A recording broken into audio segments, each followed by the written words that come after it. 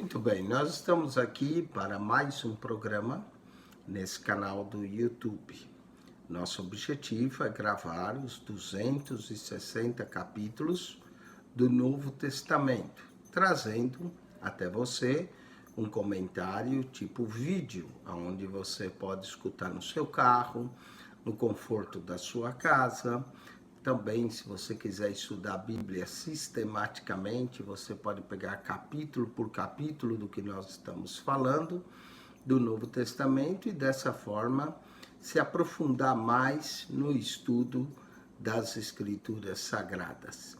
Jesus mesmo disse: examinai as Escrituras, porque cuidais ter nela a vida eterna, e são elas que de mim testificam. Então, quando nós pegamos o Novo Testamento, logo nos primeiros 4 evangelhos, estamos vendo acerca da pessoa bendita e maravilhosa de Jesus. Mateus, Marcos, Lucas e João, que são considerados 4 evangelhos canônicos, nos apresenta a pessoa bendita e maravilhosa de Jesus. Nós estamos estudando o Evangelho de Marcos. Marcos é o mais sucinto dos evangelhos, com apenas 16 capítulos, 661 versos.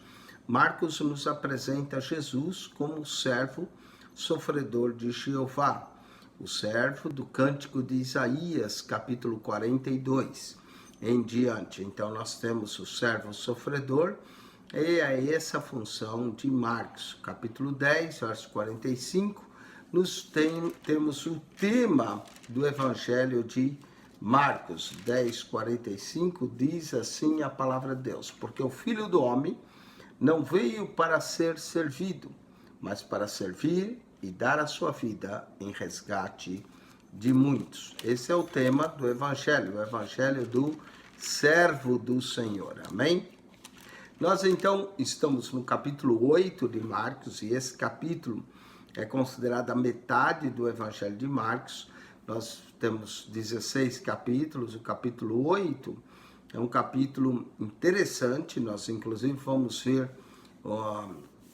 nesse capítulo uma cura de um homem que não ocorre imediatamente. Lembre que o Evangelho de Marcos, a palavra logo ou imediatamente ocorre 42 vezes nos 16 capítulos, mas pela primeira vez nós vamos ter um cego que a sua cura vai se dar gradualmente. E isso é bastante interessante, porque parece que mostra o estado de alguns judeus que não conseguiram ver o Messias, que vão vê-lo ele mais gradualmente. Então é interessante, todo o milagre de cura que Jesus realiza, como principalmente cegueira, também nos aponta alegoricamente uma cegueira espiritual, que é a pior cegueira de todas. Não é bem a física que é a pior, mas sim a espiritual. Mesma coisa, uma paralisia. Não é a física que é a pior, mas é a paralisia espiritual.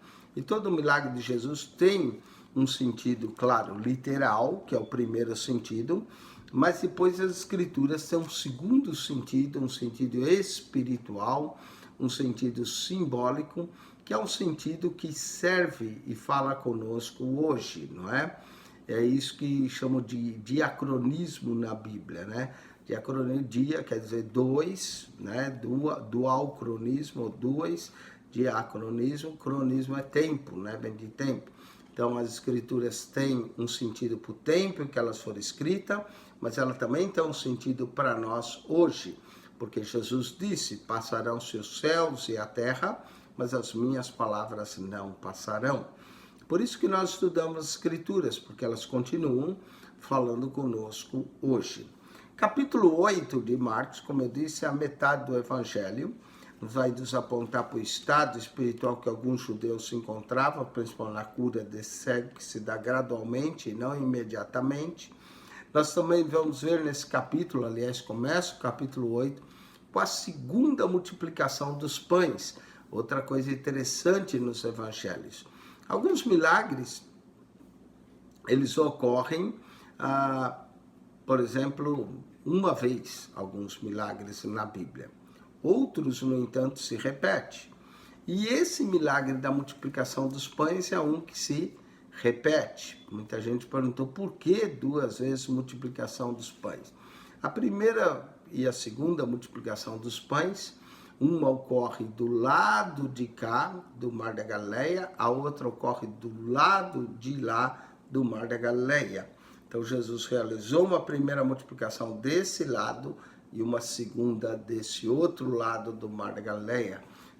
Na verdade, nós vamos ver que a segunda ocorre na região de Decápolis. Deca quer dizer 10, polis, cidades. Então, primeira ocorre do lado de cá, segunda do lado de cá do Mar da Galileia. Também a multiplicação dos pães está associado ao corpo de Jesus que nós devemos comer, mostrando o que nós chamamos de Eucaristia, ou a ceia do Senhor, a comunhão. Eucaristia é o termo grego. Eucaristia quer dizer dê o Senhor graças, significa graças. O culto de comunhão é um culto de ações de graça. E mostrando também a multiplicação dos pães, olhando no sentido da ceia e da Eucaristia, tem o sentido, quando ele é repetido, que é algo que nós devemos fazer repetidas vezes, não é? Várias vezes até a vinda de Jesus. Então, a mesma coisa, nós vamos ter 2 multiplicação dos pães aqui. Nós também vamos ter a advertência nesse capítulo 8, acerca do fermento dos fariseus, e o fermento é interessante, porque vem logo após a multiplicação dos pães, que leva os discípulos a pensar que quando Jesus diz acautelai-vos do fermento dos fariseus, ele está falando de pães, mas Jesus está falando da doutrina dos fariseus, que era como um fermento, assim como o fermento é a massa podre que faz levedar a massa, um ensino errado, um ensino contrário também faz levedar toda uma heresia, não é? Vai acabar gerando heresias. Então, Jesus vai advertir a cura de um cego de Betsaida do outro lado, como nós dissemos, do Mar da Galileia, onde vai ocorrer essa cura. Nós vamos ver também nesse capítulo 8 a confissão de Pedro, declarando quem é Jesus, o Filho do Deus vivo, se bem que essa declaração já temos logo no primeiro verso do Evangelho de Marcos, no princípio do Evangelho de Jesus Cristo, Filho de Deus, não é? Mas nós vamos ver a declaração. E uma chamada para que cada um deve levar a sua própria cruz. O que significa carregar nossa própria cruz? Cruz é o local onde Cristo morreu. Nós também temos que aprender a morrer para os nossos desejos, para os nossos pecados, não é? Estar com a nossa cruz, não é? Aceitar a vontade de Deus para a nossa vida, que é o que cruz significou para Cristo. Então, esse capítulo nós vamos ver todas essas coisas. Segunda multiplicação, fermento dos fariseus, a cura de um cego de Betsaida, a confissão de Pedro, e cada um deve levar a sua própria cruz. Vamos então começar com o capítulo 8. Diz assim, naqueles dias, lembra que o capítulo 7, quando termina, Jesus está em Decápolis. Então, naqueles dias, havendo muito grande multidão, e não tendo o que comer, tá vendo? A multidão veio, era grande e não tinha o que comer. Jesus chamou a si os seus discípulos e disse-lhes, tenho compaixão da multidão. Interessante, a compaixão do mestre, ele é chamado mestre da compaixão, o mestre da sensibilidade, ele tinha compaixão, porque já 3 dias estão comigo e não tenho o que comer. Note que é natural que o povo tivesse com fome, porque estavam já 3 dias com Jesus. Quem sabe o primeiro dia ainda tinha, o segundo dia, mas depois de 3 dias já não tinha mais o que comer, mas continuavam com Jesus. Olha que coisa maravilhosa. Quem vinha a Jesus não queria ir embora não, queria ficar 3 dias. Eu ainda estou vendo o dia que nós vamos começar um serviço de adoração a Deus, um culto, e ficarmos 3 dias ali adorando a Ele, não é? Então ele estava 3 dias com Jesus e Jesus disse que não tinha o que comer. E aí Jesus disse, se eu os deixar ir em jejum para casa, desfalecerão por o caminho. Não é? Alguns realmente estavam distantes, iam capaz da fraqueza desfalecer. Jesus sabe do que ele está falando. porque alguns deles vieram de longe. O verso nos diz, né? Se eu deixar ir em jejum para casa, eles vão desfalecer, porque alguns deles vieram de longe. E os seus discípulos responderam: de onde poderá alguém satisfazer o pão aqui no deserto? Note que o lugar era deserto, não é? Não tinha lugares próximos para se adquirir o pão. E eles disseram: como é que nós vamos satisfazer essa multidão? Da onde vamos buscar pão? E perguntou-lhes, é Jesus que está perguntando aos seus discípulos: quantos pães têm? Disseram 7. Presta atenção nesse número, 7.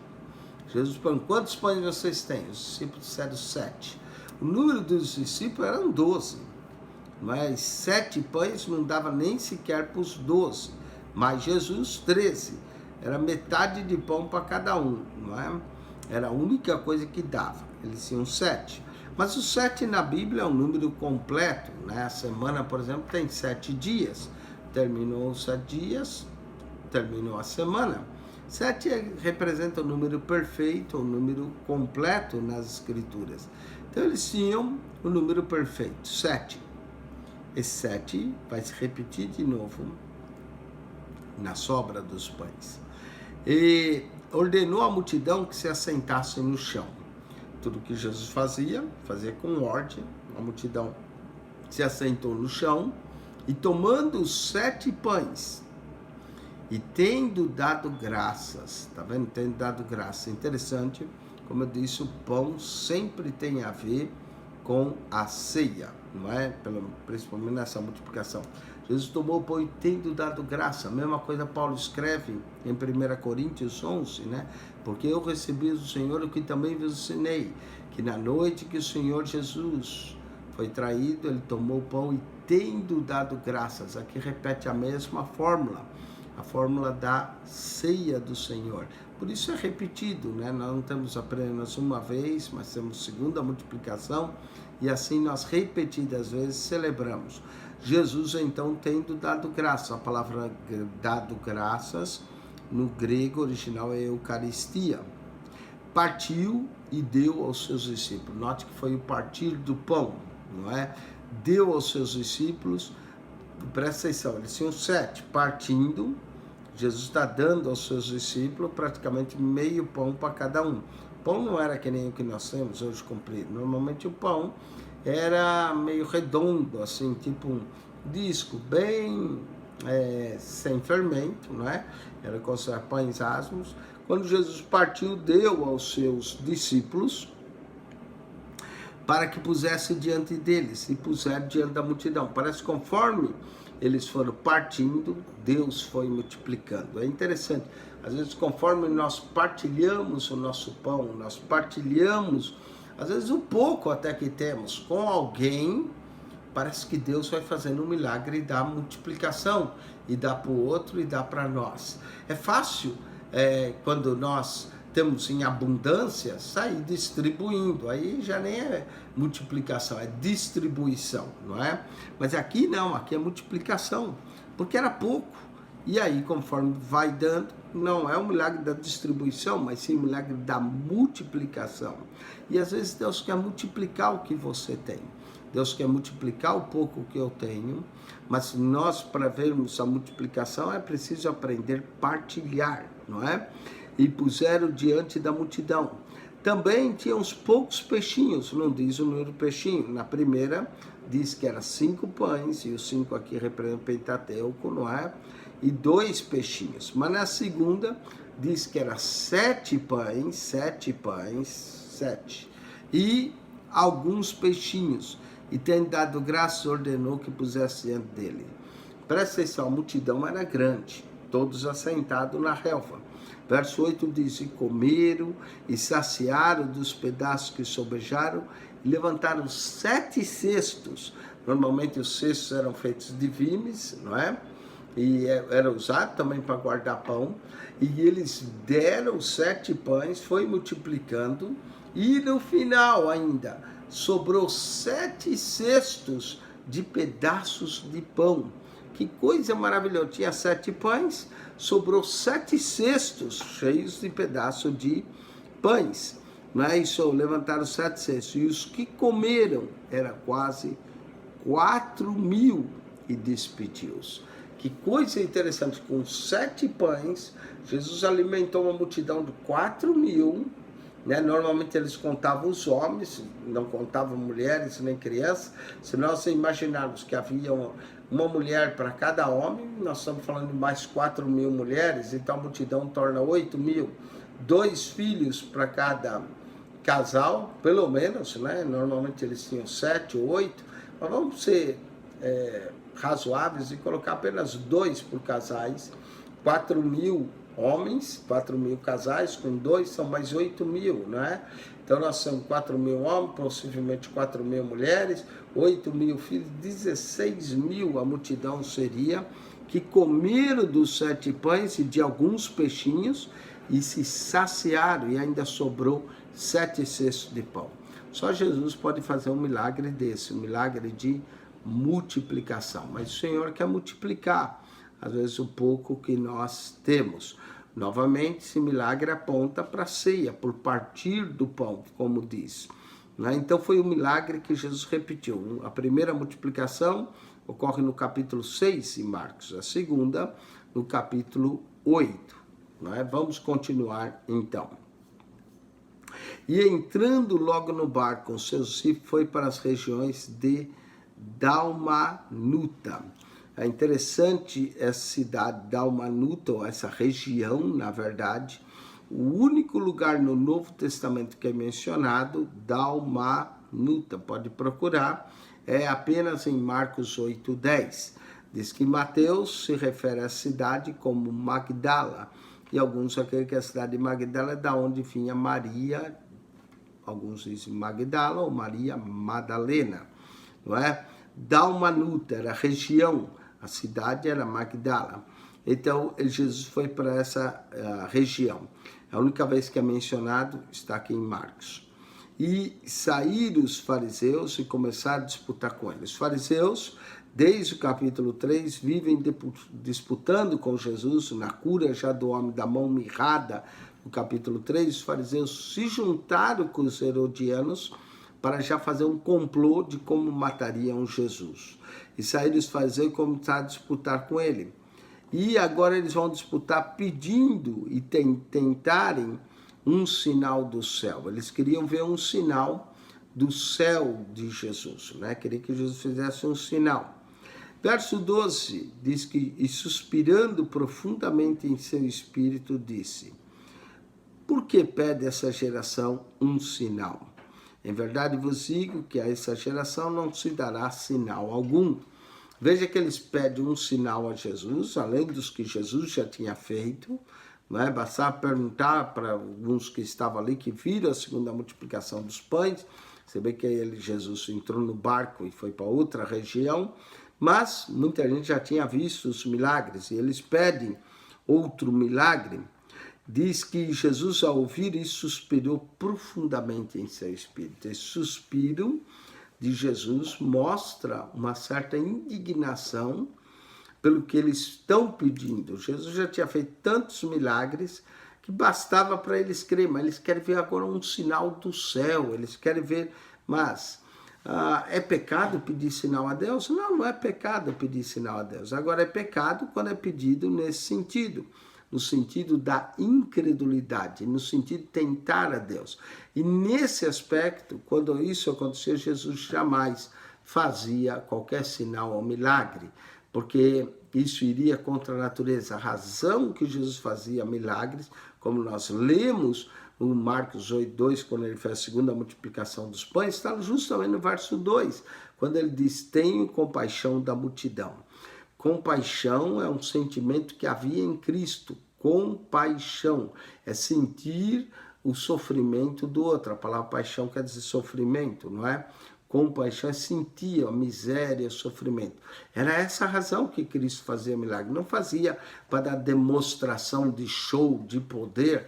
Cristo jamais fez isso, não é? Muita gente hoje, pregadores modernos, querem dar uma demonstração do poder de Deus e querem mostrar milagres. Não, Jesus não. Jesus fazia por compaixão. Não fazia para mostrar sinal do céu. Não fazia para agradar a incredulidade das pessoas. Fazia porque tinha compaixão da multidão. Ele suspirou profundamente seu espírito, no verso 12, e disse: por que pede essa geração um sinal? É uma pergunta razoável. Em verdade vos digo que essa geração não se dará sinal algum. Eles queriam, Jesus disse, não vai dar sinal algum. E deixando-os, tornou a entrar no barco e foi para o outro lado. Não é? Jesus sai dessa região da Almotá, que ele não realizou nenhum milagre, os fariseus vêm disputar com ele, e ele sai e atravessa o mar de novo, vai para o outro lado. No Evangelho de Mateus, essa vez que eles pediram um sinal, diz que Jesus deu um sinal. Falou, uma geração má e adúltera pede um sinal, nenhum sinal lhe será dado, senão do profeta Jonas. Porque assim como Jonas esteve 3 dias e 3 noites no ventre do grande peixe, assim o Filho do Homem estará 3 dias e 3 noites no seio da terra. Isso está em Mateus, capítulo 12. Mas aqui em Marcos, Jesus suspirou, Jesus disse que uma geração má, porque pede essa geração um sinal, em verdade você que essa geração não se dará sinal algum, e pronto, nem o sinal do profeta Jonas os deu. E deixando, simplesmente os deixou, não é? Jesus, a forma de os deixar, mostra um certo, vamos dizer, indignação do que eles pediram, não é? Jesus os deixou, entrou no barco, foi para o outro lado. Verso 14. Durante essa viagem, durante as viagens de barco que eles estão fazendo, diz assim, e eles se esqueceram de levar pão. Quem se esqueceu? Os discípulos. A essa altura já era fácil esquecer, porque quando não tinha pão, Jesus multiplicava, não é? Mas eles esqueceram de levar pão, e no barco não tinham consigo senão um pão, um único pão. Né? Jesus já tinha multiplicado 5 pães e 2 peixes, alimentaram a multidão de 5.000, já tinha pego 7 pães e alimentado uma multidão de 4.000 com mais alguns peixinhos. Agora eles estão no barco, mas só tem um pão, um único pão. Né? Entendendo o pão como o pão da vida, Jesus, o único pão é Jesus. Né? Ele só tinha um pão no barco. E ordenou-lhes dizendo, olha, Jesus vai estar falando acerca do ensino, né, dos fariseus. Olhai e guardai-vos do fermento dos fariseus e do fermento de Herodes. 2 tipos de fermento. Um é o dos fariseus, o outro o de Herodes. Não é? Jesus mostra que Herodes aqui era, de uma certa forma, inimigo da obra de Deus. E Herodes fermentava as coisas, assim como os fariseus. Então nós temos 2 tipos de fermento. Um, fermento dos fariseus, o outro de Herodes, no Evangelho de Marcos. Mas Jesus menciona 2. E arrazoavam, os discípulos vão começar a arrazoar entre si, dizendo, é porque não temos pão. Eles estão pensando no pão, que Jesus, quando falou de fermento, eles pensaram, é porque não temos pão. E Jesus, conhecendo isso, disse, por que arrazoais? Não tendes pão. Jesus sentia, ele tinha uma sensibilidade para sentir, mesmo quando eles não falavam abertamente. Não considerais nem compreendesse ainda, tendes ainda o vosso coração endurecido. Olha que só, Jesus de uma certa forma está repreendendo os seus discípulos por não compreender as coisas. Ele diz, não considerais nem compreendeis ainda, tende ainda o vosso coração endurecido, né? Tendo olhos não vedes, e tendo ouvido não ouvis, e não vos lembrais. É uma certa repreensão, Jesus está chamando atenção dos seus discípulos, de eles não lembrarem da multiplicação. Mas Jesus vai lembrar eles, não é? Verso 19, quando parti os 5 pães entre os 5.000, quantos cestos de pedaço levantasses? Jesus já tinha feito esse milagre no capítulo 6. Falou, quando eu parti os 5 pães entre a multidão, quantos cestos vocês levantaram? Eles disseram 12, praticamente um cesto para cada discípulo. E aí Jesus pergunta de novo, e quando partiu 7 entre os 4.000, quantos cestos cheios de pedaços levantasse? E disseram 7. Veja, na primeira multiplicação eles levantaram 12. Na segunda multiplicação levantaram 7 cestos, não é? 2 números muito importantes, o 12 e o 7. 7 é o número perfeito, completo. O 12 é o número do governo humano. Os discípulos eram 12, as tribos de Israel eram 12, mas diante do trono de Deus se encontra 24 anciões, não é? E aí Jesus vai estar perguntando, eles vão responder e ele lhes diz: como não entendesses ainda? Como é que vocês não conseguem entender que Jesus não estava falando de fermento de pão, mas sim do ensino? Marcos não diz isso, né, que Jesus estava falando isso, mas no capítulo 16 em Mateus, quando Jesus fala do fermento, né, dos fariseus, Jesus os adverte, na verdade capítulo 15 de Mateus, Jesus os adverte e eles então disseram: é porque não trouxemos pão. Jesus fala a mesma coisa e Jesus acrescenta, não era o fermento, mas não era o fermento de pão. E eles vão entender que Jesus está falando do ensino dos fariseus, mas aqui não menciona. Como não entender isso ainda? Só isso que menciona. Verso 22 de Marcos 8, 22. E chegou a Betsaida. Betsaida era a cidade de Filipe, um dos discípulos de Jesus, não é? Que também dizem que era a cidade de Pedro e André. Eles eram natural de Betsaida e moravam em Cafarnaum. Era próximo Betsaida de Cafarnaum, não era muito longe. Eles chegaram lá e trouxeram um cego e rogaram-lhe que lhe trouxesse. Jesus já tinha curado, Jesus já tinha feito muitas curas de cego, né? Nos evangelhos nós vamos ver o cego de Jericó é curado, agora nós vamos ter o cego de Betsaida sendo curado, né? Trouxeram o cego, rogaram que lhe tocasse. E tomando o cego pela mão, levou-o para fora da aldeia. É interessante porque Jesus leva o homem para fora da aldeia. Talvez ele não queria que ninguém visse o que ele ia fazer, o milagre, como ele ia fazer. Esse é chamado segredo, né, do Messias. Ele realiza a cura e pede que as pessoas não contem, final do capítulo 7. E agora nós temos, ele leva para fora da aldeia e cuspindo, saliva de Jesus tinha um poder tremendo, né? Jesus já tinha curado aquele homem gago no capítulo 7 com a sua saliva. Jesus também vai curar um cego de nascença fazendo lodo e untando os olhos cegos no João capítulo 9. Agora aqui Jesus vai usar a saliva dele para curar esse cego. Jesus não fez lodo, mas a Bíblia diz: e cuspindo nos olhos, impondo-lhe as mãos, perguntou se via alguma coisa. Agora, eu quero que você imagine essa cena. A cena chega a ser cômica. Porque, veja bem, ele é um cego. Jesus pega o cego, tira fora da aldeia e o homem é cego. Uma próxima coisa que ele ouve é uma cuspida, né?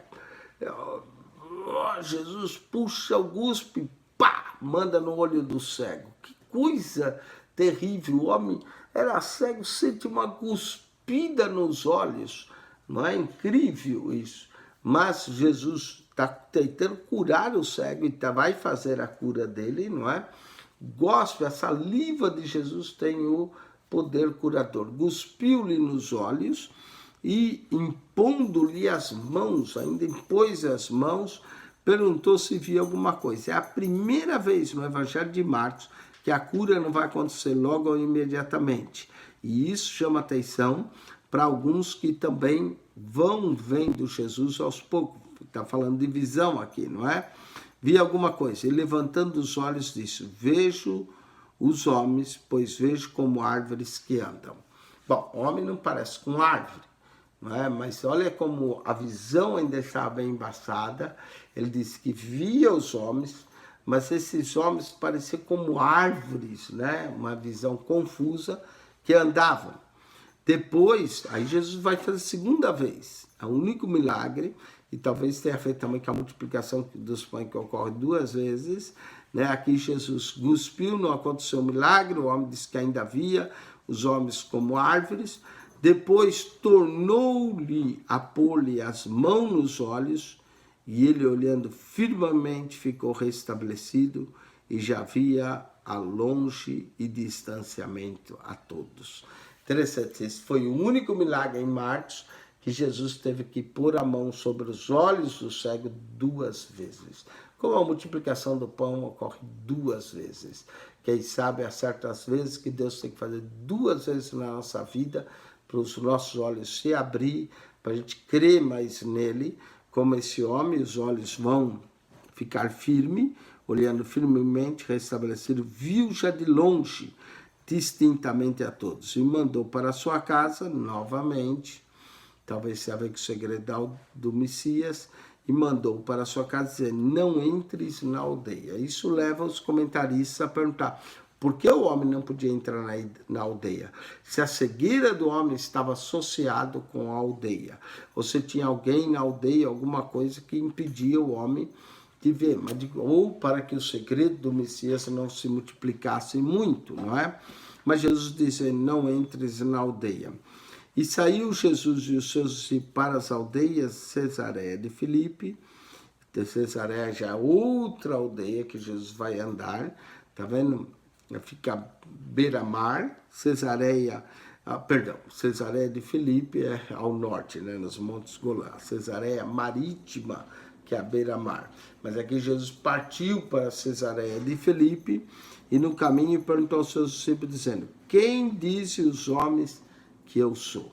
A mesma pergunta ocorre em Mateus, capítulo 16, que é o clímax do Evangelho, quando eles não entenderam que Jesus era o Messias, aí Jesus começou a anunciar que ele ia morrer. A mesma coisa vai acontecer aqui no Evangelho de Marcos. Jesus vai fazer a pergunta, quem diz os homens que eu sou? E eles respondem, João Batista, esse era o ensino de Herodes, dizia que Jesus era João que havia ressuscitado dos mortos, porque Herodes mandou matar a João, e ele cria que os poderes miraculosos era porque João havia ressuscitado em Jesus. E outros, Elias, era uma promessa que o profeta Elias ainda viria, o livro de Malaquias acaba refazendo essa promessa, não é, de Elias, mas outros, um dos profetas. Não havia dificuldade em um povo crer que Jesus era profeta. A dificuldade vai ser crer e aceitar ele como filho de Deus. E ele lhes disse, mas vós, quem dizeis que eu sou? E respondendo, Pedro lhe disse, tu és o Cristo, tu és o Cristo. Aqui, na resposta de Pedro e Mateus diz, tu és o Cristo, filho do Deus vivo. Aqui não, aqui bastou dizer, tu és o Cristo, não é o Cristo. Já subsentende que o Cristo era filho de Deus. Aliás, já começa o primeiro verso, o princípio do Evangelho de Jesus Cristo, filho de Deus. Pedro diz, tu és o Cristo. Novamente, o segredo do Messias, né? E admoestando para que ninguém dissesse aquilo dele. Jesus, quando alguém descobre quem ele é, ele pede para que não diga. Quando ele faz uma cura do gago, ele pede que o gago não divulgue. Quando ele faz a cura da cega de Betsaida, ele impede o homem de voltar à aldeia, talvez para que não espalhasse a notícia de Jesus. Aqui ele mesmo disse para que não dissessem.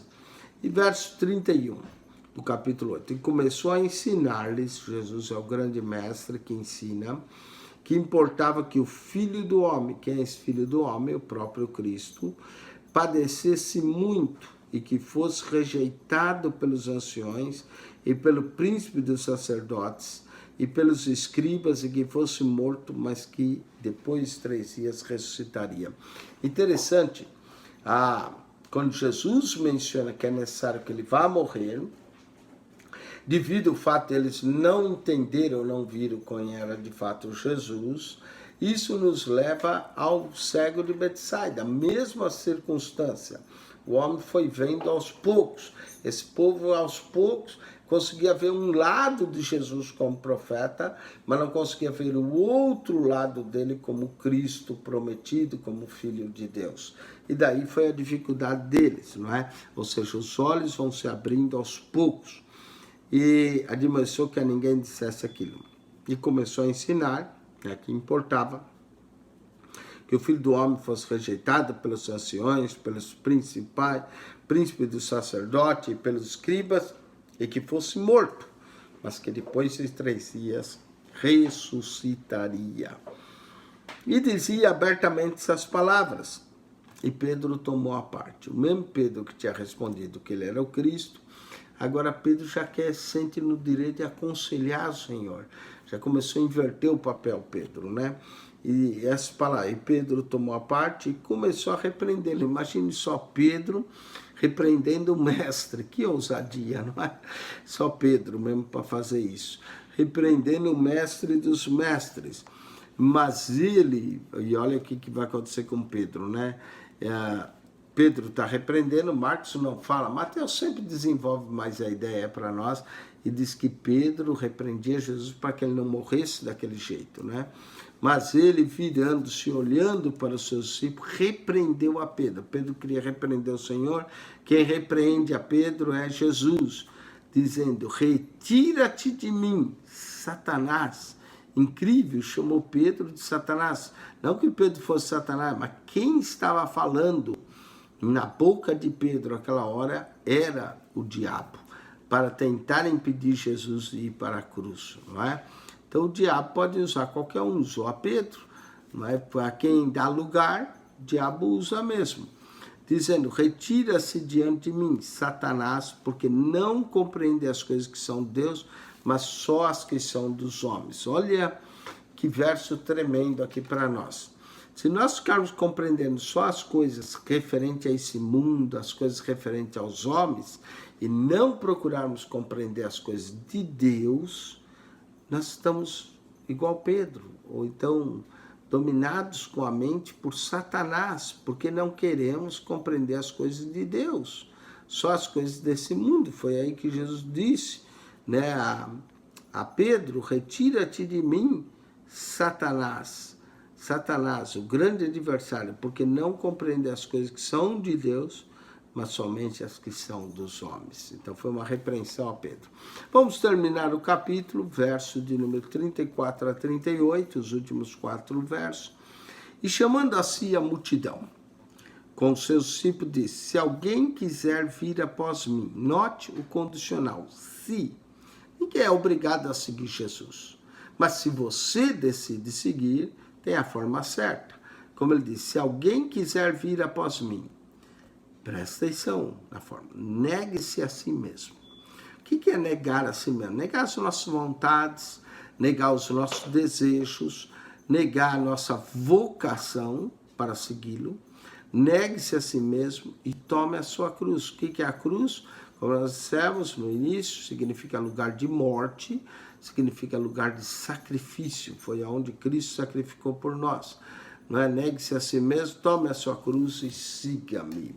O grande privilégio que todos nós podemos ter nesta vida é de ser um seguidor de Jesus. E como é que nós o seguimos? Pelas Escrituras, como estamos seguindo aqui, não é? Jesus multiplica os pães, não é como se a gente quase estivesse lá. Entrou no barco, atravessou, fala do fermento dos fariseus. Chega em Betsaida, tira o cego para fora da aldeia, gospe-lhe nos olhos, faz um milagre, o homem volta a enxergar. Aí Jesus leva os seus discípulos a Cesareia de Filipe, mais ao norte, faz a pergunta, e aí Jesus começa a declarar quem ele é, e o que ele ia fazer pelos nossos pecados, não é? Por isso ele diz, se alguém quer vir após mim, negue-se a si mesmo. É importante negar, tome a sua cruz, lugar, e siga-me. Devemos seguir a Jesus. O grande privilégio do homem é seguir a Jesus. E aí ele diz, porque qualquer que salvar a sua vida, perderá. Olha que paradoxo. Quem quer salvar a vida, perde. Quem perde a vida, ganha a verdadeira vida. Não é? A Bíblia está cheia desse paradoxo, que nem quem se humilha é exaltado, quem se exalta é humilhado. Então, porque qualquer que quiser salvar a sua vida, perderá. Mas qualquer que perder a sua vida por amor de mim, note que não é perder a vida por acaso, mas é perder a vida por amor de Jesus e do Evangelho, esse a salvará. Note que Deus tem uma ação salvífica. Por exemplo, quando Pedro estava na prisão, Deus mandou um anjo e tirou a Pedro. No entanto, Tiago morre à espada. Atos dos Apóstolos, capítulo 12. Aqui, a mesma coisa, né? Alguns de nós, Jesus vai escolher salvar a nossa vida, como a gente ouve testemunhos, pessoas que foram livres de acidente, uma série de coisas. Alguns vão ter a sua vida salva, mas outros vão perder a sua vida. Vão se sacrificar, vão ser mártires, perder a sua vida por amor de mim, Jesus diz. Então, vale a pena sacrificar por Jesus? Claro que vale. E do Evangelho também. Então, uma coisa é o sacrifício, nós nos sacrificarmos, negarmos a nós mesmos por Jesus, e outra coisa é pela expansão do Evangelho. Esse é salvará. Pois que aproveita o homem ganhar todo mundo e perder a sua alma? É uma pergunta. Né? De que adianta o homem ganhar o mundo inteiro? O homem ganhar milhões e milhões, sair na Forbes Magazine, como nós temos Warren Buffett, temos Mark Zuckerberg, tantos outros milionários. Mas que adianta o homem ganhar o mundo inteiro, né? O que ele pode dar ao mundo inteiro em resgate da sua alma? Pessoas bilionárias aqui, mesmo que desse seus bilhões, não seria suficiente para resgatar suas almas.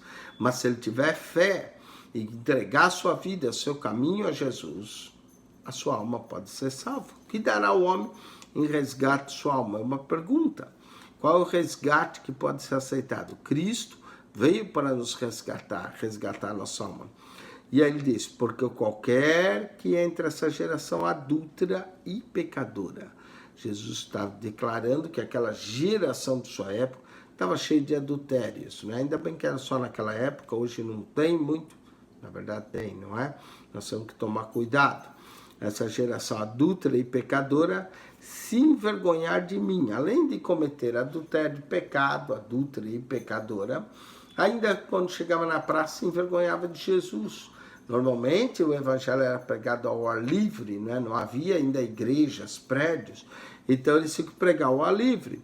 Jesus disse, porque qualquer que dessa geração adúltera e pecadora se envergonhar de mim e das minhas palavras, também o Filho do Homem se envergonhará dele, quando vier na glória de seu Pai com os seus santos anjos. Que coisa tremenda, jamais podemos nos envergonhar de Jesus, vir a negá-lo, como Pedro fez, negou 3 vezes, e depois chorou amargamente buscando arrependimento, não é? Então, que nós não tenhamos isso. Qualquer que essa geração adulta e pecadora se envergonhar de mim, não podemos nos envergonhar de Jesus, devemos confessar Jesus aos homens, mas está certo que ele é poderoso para salvar a todos. Amém? Então, Jesus disse, também o Filho do Homem se envergonhará dele quando vier na glória de seu Pai com os santos anjos. Aqui Jesus fala um pouco da sua vinda. Diz que ele virá em glória do Pai com os seus santos anjos. Imagine que coisa maravilhosa, um exército angelical aqui, não é? Então, com isso, nós terminamos o capítulo de número 8, que nos ensina acerca da segunda multiplicação do pão, do fermento dos fariseus, que tem a ver com a doutrina, apesar de Marcos não dizer abertamente, da cura de um cego de Betsaida, que ocorreu em 2 estágios. No primeiro toque, ele vê os homens como árvore, como os homens são árvores. Jesus toca a segunda vez, foi o único milagre em Marcos que Jesus tem que fazer dobrado, normalmente tudo ocorre logo, imediatamente, mas aqui dobrado. Aí vemos a confissão de Pedro, dizendo que tu és o Cristo. E por último, cada um deve levar a sua cruz. Não é obrigado. Se alguém quer, disse Jesus, vir após mim, negue-se a si mesmo, tome sua cruz e siga-me. Coisa maravilhosa é seguir a Jesus. Oremos então, agradecidos a Deus, por mais esse programa no canal do YouTube. Assista os outros e assista os que virão ainda pela frente. Deus te abençoe. Que a graça de nosso Senhor e Salvador Jesus seja contigo. As doces consolações do Espírito Santo e o amor de Deus, nosso Pai. Oremos. Pai amado, graças te damos por mais esse programa, pela tua bênção sobre a vida de todos os teus filhos. Abençoe grandemente no nome santo de Jesus. Amém e amém. Deus te abençoe. Assista um dos nossos outros programas no canal do YouTube.